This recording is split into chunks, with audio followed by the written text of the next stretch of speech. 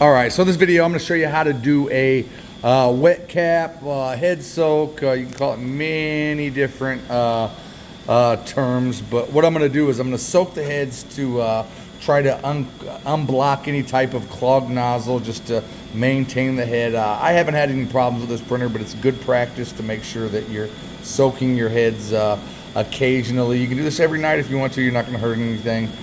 So what I'm going to do is, first off, I am going to turn the printer off.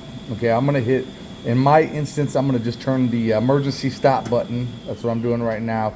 And the reason I'm just hitting the emergency stop button and not powering it down is on this particular model, the ink circulation system for the white ink stays on. So the ink circulation system is still running. My little mixing apparatus in the white ink bottle, it stays on, so I just powered it down that way. We don't want this machine to kick on and do any type of cleaning, so I made sure that the main machine was turned off.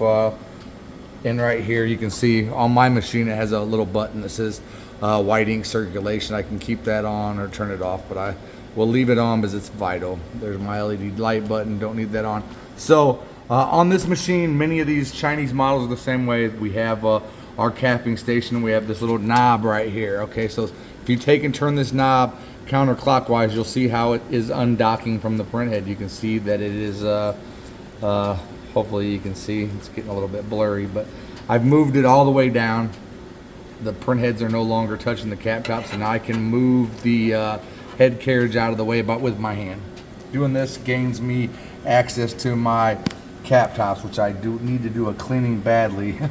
Wow, it's only been days and we're already back to this state. I just cleaned this machine, and that's how these DTF machines are. They're constant maintenance. So that is crazy. The white ink on the, I just did it. I just cleaned it. But anyway, what I'm going to do first is check out my pumps, the hoses that go to the cap tops themselves. Every one of these, this is a 4-head machine, so I have 4 pumps and 4 hoses. Each one of these hoses or tubes, whatever you'd like to call them, goes to the cap top. And my goal here is to put some cleaning solution in the cap top. There you go. I just got a syringe full. I'm just going to fill it with cleaner.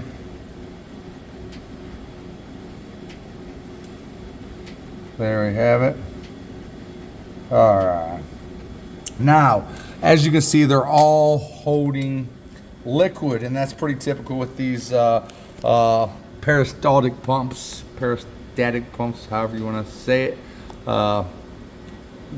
They will hold the suction and hold the fluid because of how they are manufactured and made. But some types of pumps you may need to use something like this, some forceps to pinch off the line. These hold pretty good, so that's all I need to do. And now I just need to move the print head carriage over the cap tops, and I want to just visually inspect and make sure they're in alignment. And then I'm going to turn the knob clockwise. All right, and I'm going to move it over a little bit.